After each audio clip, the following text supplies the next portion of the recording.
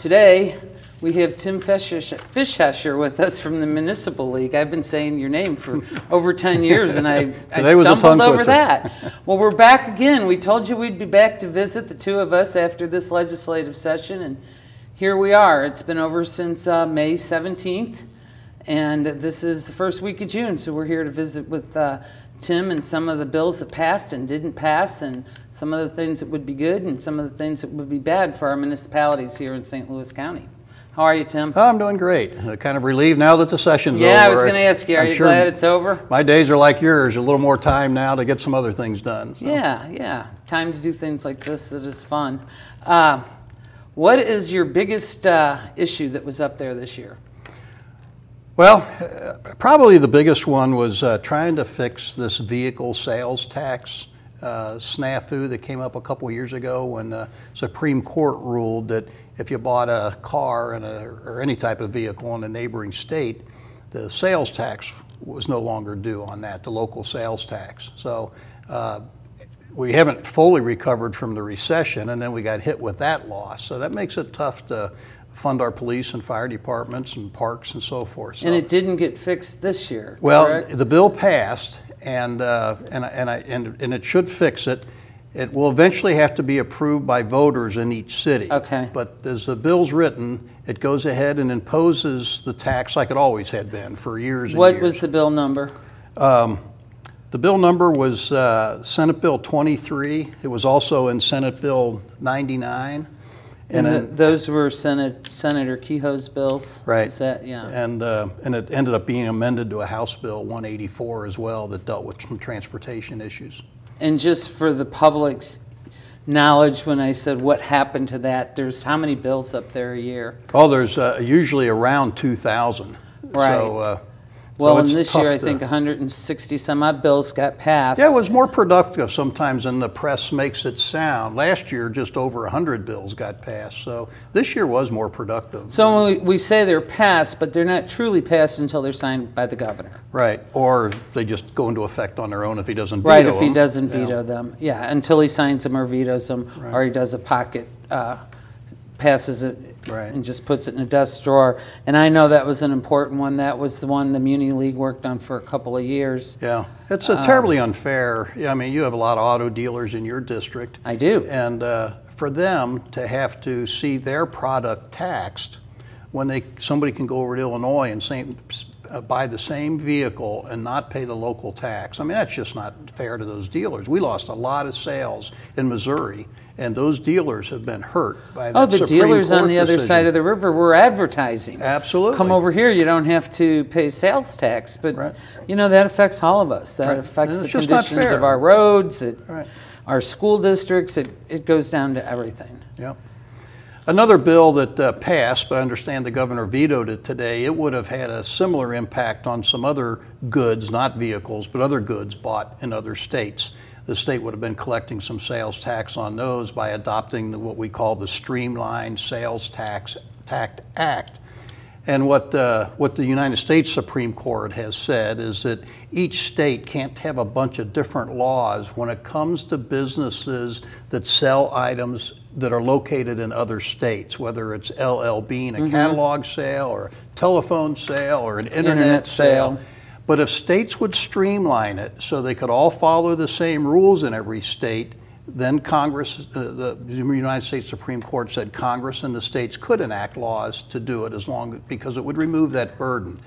So Missouri did pass the streamline this year, but unfortunately it was in a bill that would have reduced state revenue in other ways, and the governor just couldn't tolerate that. No, he couldn't. It would have left a $350 million hole in our budget, and that's on the low end.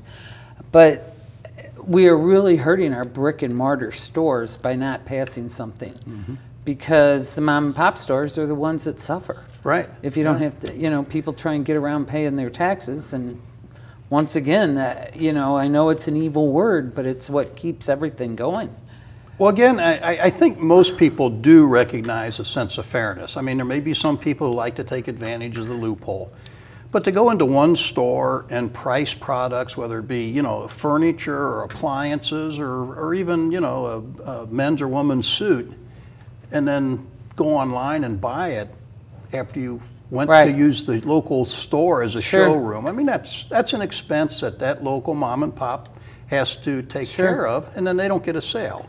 Well, and I mean, there's even online florists now. Right. You know, and I have a lot of florists in my district. I was surprised. There's a lot. And to me, those are the little stores. Those are the family-run businesses and the little grocery stores. And a lot of these things, when people, and I don't have anything against buying them online, but I have a problem with them not being treated in the same manner that our brick-and-mortar stores are. Just make it fair. Yeah, make it fair for everyone.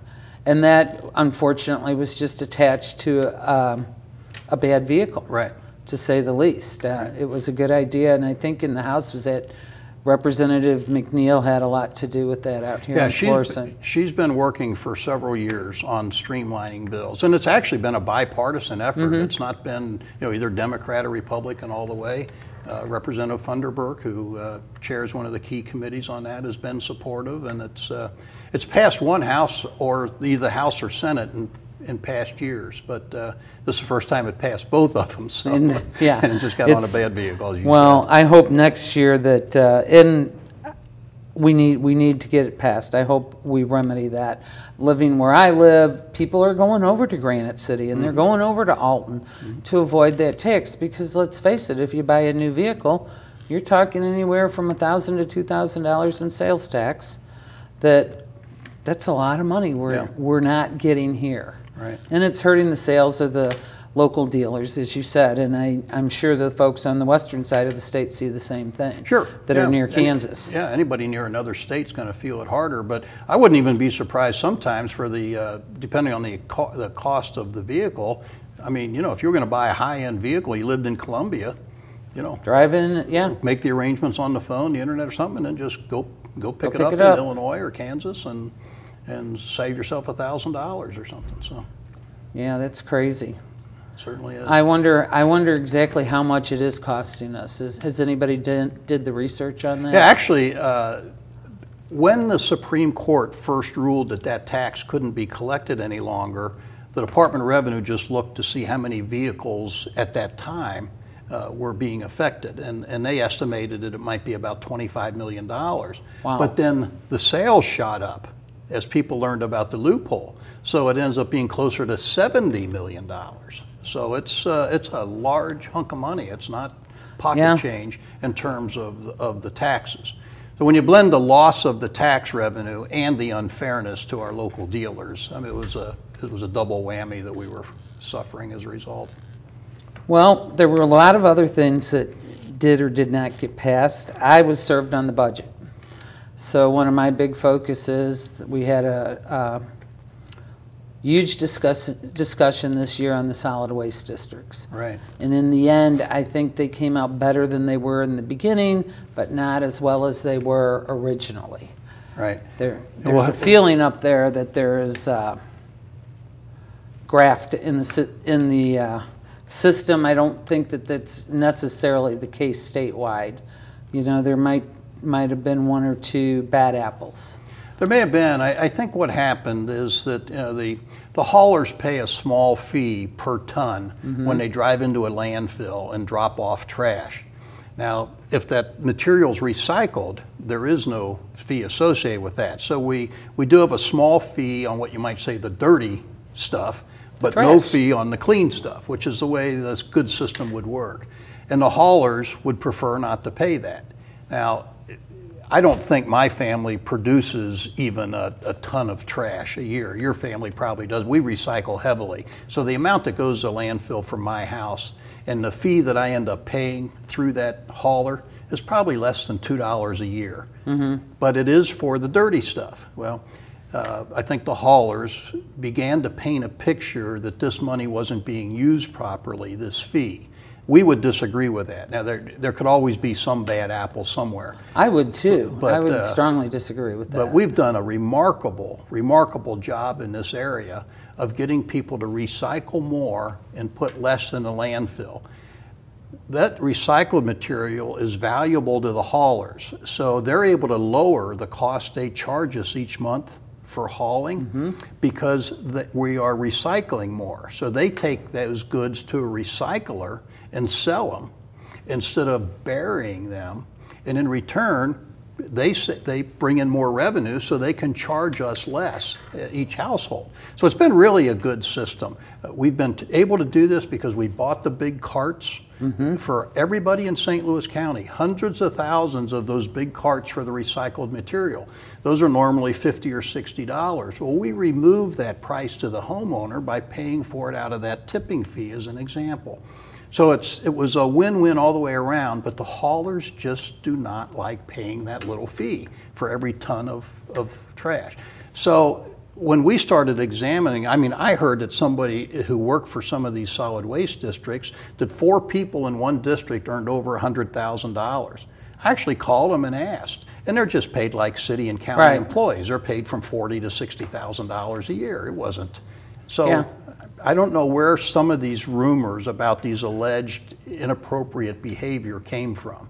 Whether there's some somewhere, I don't know, and if there is, it should not be tolerated. But you shouldn't end the program. No, you shouldn't. Because there's some you shouldn't cut it in half either. Right. You know, and I have, like you said, you have a smaller household than I, but even when I have 2 of the kids still living with me, and at one point before we recycled, I had 2 big green dumpsters and a little recycle box. Right, and we changed Okay, and then I went to 2 big green dumpsters and 1 big giant recycle carton. Now I have 1 green dumpster and 2 big recycle boxes.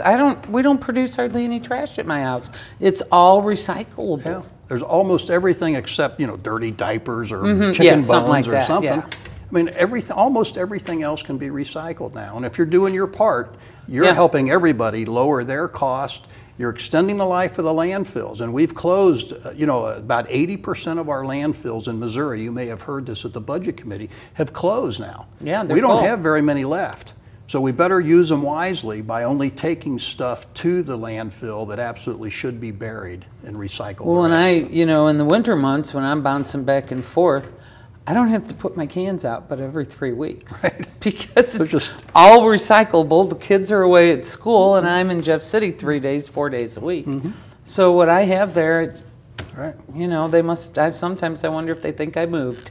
But, but that's, we appreciate your help with that. It's going to be reviewed. There's going to be an interim committee. It's going to take a look at that to see if there are any abuses. That's fair. I think the solid waste districts are very proud of their record and will be happy to I think they are too. That particular issue, I received more letters and emails statewide than any other issue this year. I was constantly, in fact, I have a friend that called and asked if she could use me as a reference for a job at one of the solid waste places. And I said, sure. And I said, I'll get the stuff to you. I'll fax it right away. And she said, oh, no rush. They said it would be 4 to 5 weeks. I said, it will be up until June 15th.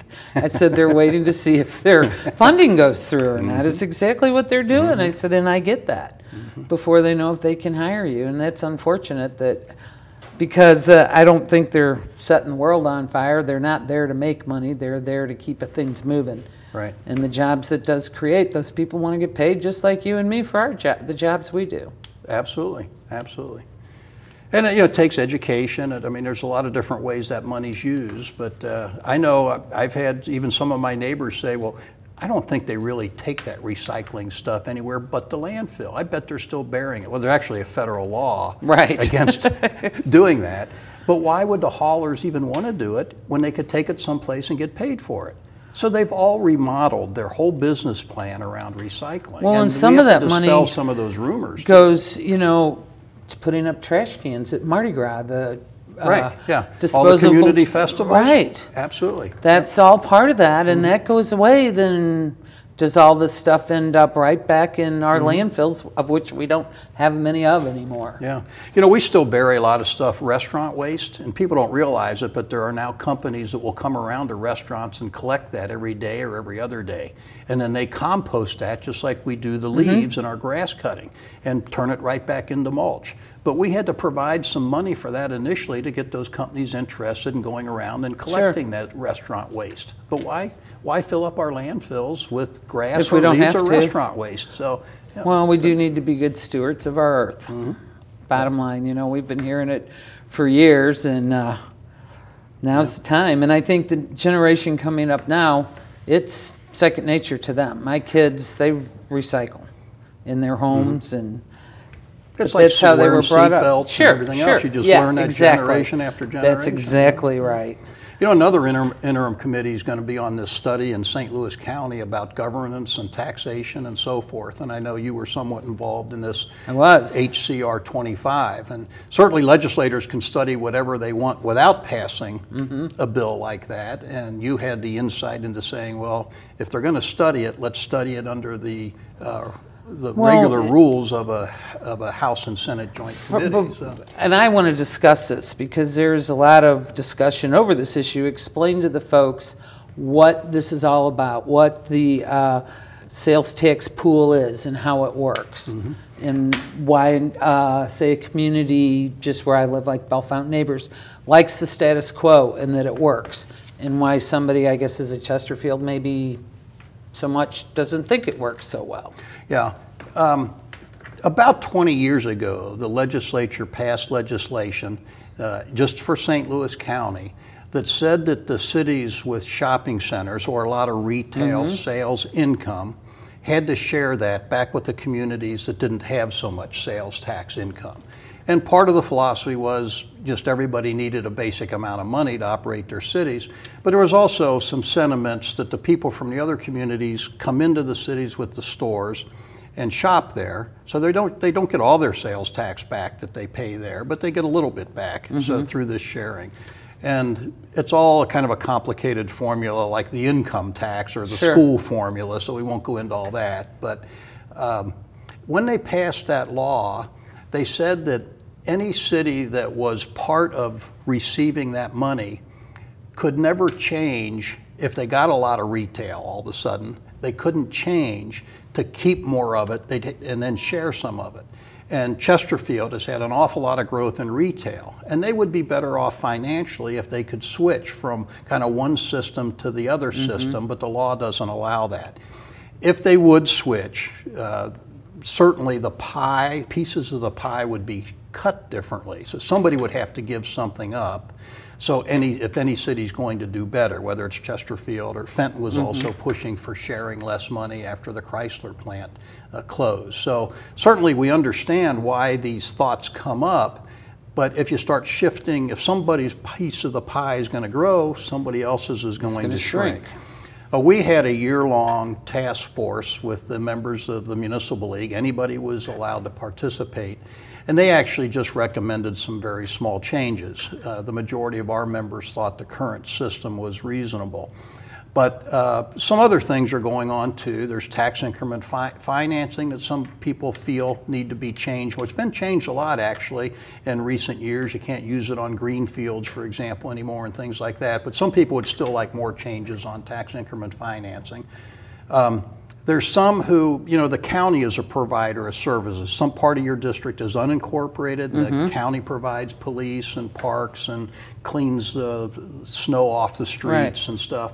Other parts, your citizens live within cities, and the cities have those functions. So some have thought that that needs to be studied some more. Should the county always be a provider of these municipal type services that are normally done by cities?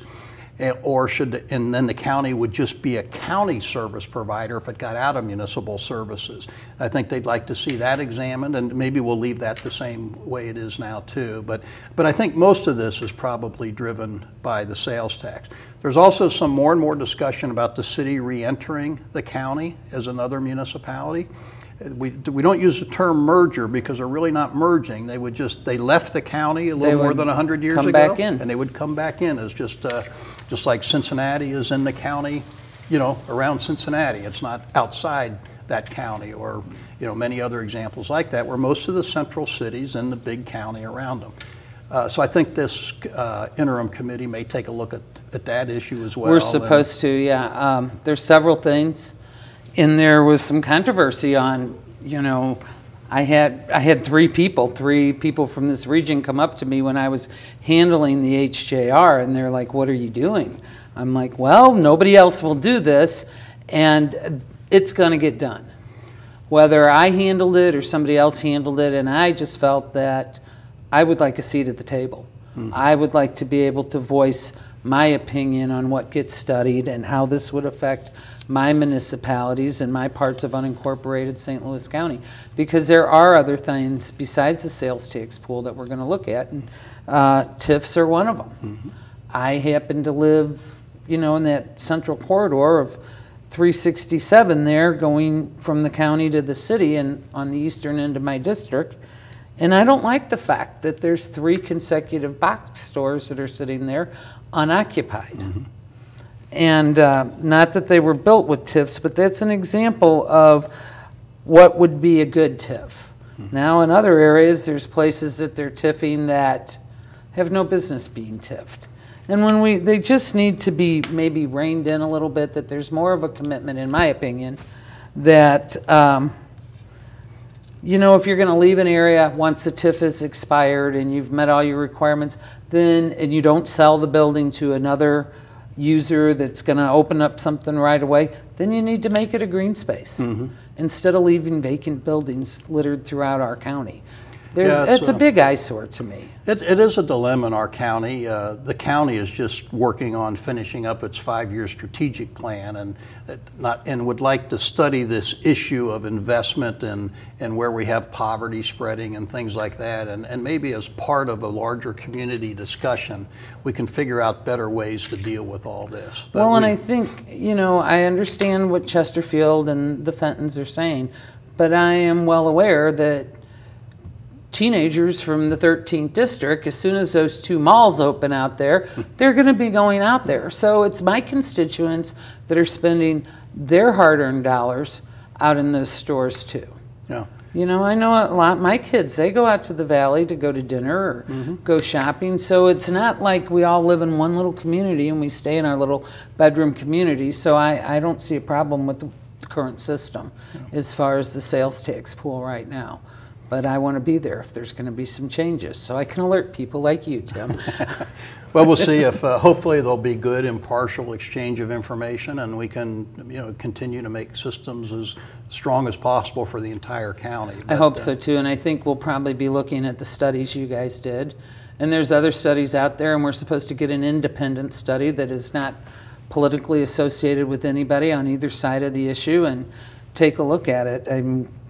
Short time to do it, but we have till next January to do it. We're anxious to hear who the Senate, we understand the 5 House members have been named. Now we're interested in seeing well, and I'm hoping that they're members of the Senate that reside in St. Louis County or St. Louis City.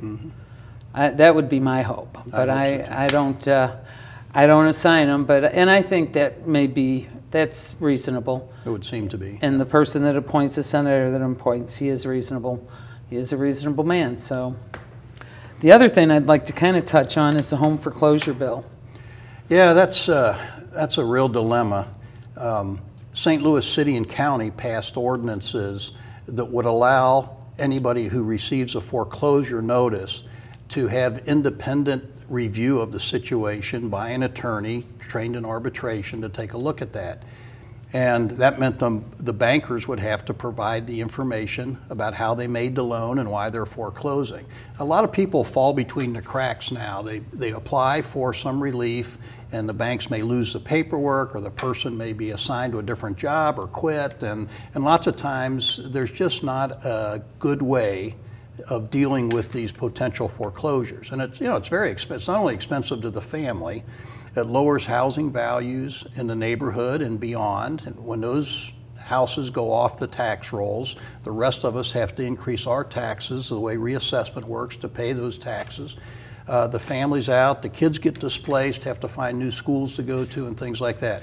Now simply, you know, frankly, if it's due to maybe a divorce or a death, or somebody loses a job and doesn't get another job, there may be no solution to that. Right. Those don't go to arbitration. But when there is a potential solution, those ones should go to arbitration to have an independent party recommend to the bank and to the homeowner how they're going to save that house if it's possible. And that's a very, very, conceptually, a very good thing to do. Well, the bankers don't like paying the $500. There's a little fee to get started. If it looks like it's going to work out, then the bank has to pay the rest of the fee to the arbitrator. Well, the only difference between the city law and the county law was the fee. One was lower, and I forget which was which. And the argument up there, I supported the bill actually, and I was, it was my bill in the House, but we were in the Senate, but we were talking about the House bill. Now you say not the bill to repeal the law that passed. The bill to make it statewide, right. Yes. But the bill to repeal it, I talked against it, and their argument was for this bill was you can't have a patchwork of a law all across this state. Well, that's fine, but until we have a statewide law, absolutely, why are we infringing on the right of St. Louis City or St. Louis County to put these bills forward for their constituents? Yeah. If it was just a handful, it'd be one thing. But you know, we've been in the range of 4,000 foreclosures a year in St. Louis County since the housing crisis that was largely caused by and most of them are out here in this area where we're sitting right now. A bulk of them are enough to have a negative community impact.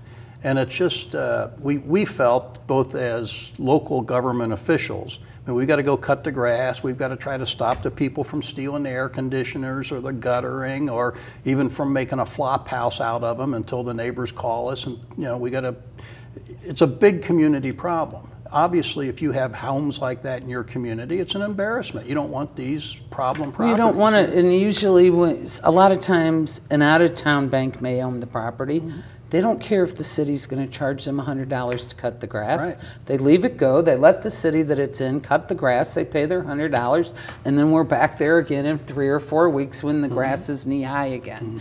And they look bad. They bring down the property value for everybody else, like you said. And why suffer through all that if there's a reasonable solution? Sure. And all that the city and the county build is laws, the local ordinances law, which are now prohibited. If that bill becomes law, we're hoping the governor would veto it. But all the people are saying is, you know, give them a chance for a professional to evaluate their situation and try to work something out. Well, I hope that he does veto it, and I hope we can come back next year and that we can all work together on a bill that would make it statewide. And then we won't have patchwork laws across the state. We can have something that works for everybody. Because I know that the banks don't want to own these homes. I mean, it's not like an old-time movie where the wicked old banker's sitting up there thinking, I want that piece of property. Because that's not the case at all. Yeah, we know that the bonding companies said a lot of these loans were going to work out because everybody assumed housing values would continue to go up. And so if they didn't appraise them properly or whatever the problem was that led to the problem home, it just wasn't the same after the housing bubble burst as it was most of our adult life when our homes did go up. So, you know, if you had a $100,000 loan and on a $100,000 house, and 10 years later that house is probably worth $150,000. Well, that didn't happen when the bubble burst. And so somebody said, well, now I got an $80,000 house with a $100,000 loan. And you know, all sorts of problems started coming up for a lot of reasons that weren't the homeowner's fault. And so we ought to try to keep them in the house and let these values come back up again. That would be the most logical thing as long as they have a chance of making the payments. Well, I think you're right. And I hope next year we can come back and revisit that. Before we wrap up here, is there anything that you hope the Muni League can work on this year that they weren't successful with next year? Well, there's a couple of laws that were passed that affect the way we employ people and their involvement in political activity that's a concern. We also, you may know that most cities like to have good high-speed internet services, both for people in their homes and also for these crazy things we call smartphones. And the legislature imposed some pretty strict restrictions on how these towers can be located with municipal input. So we're hoping to take a look at that again next year, too. Well, I thank you for coming, and I look forward to seeing you. Maybe we could get together right before session next That'd be year. Great. I look forward to it. All Thank right. you, Senator. Thanks for coming. Enjoyed it. Bye-bye. Thank you. We'll see you again next time.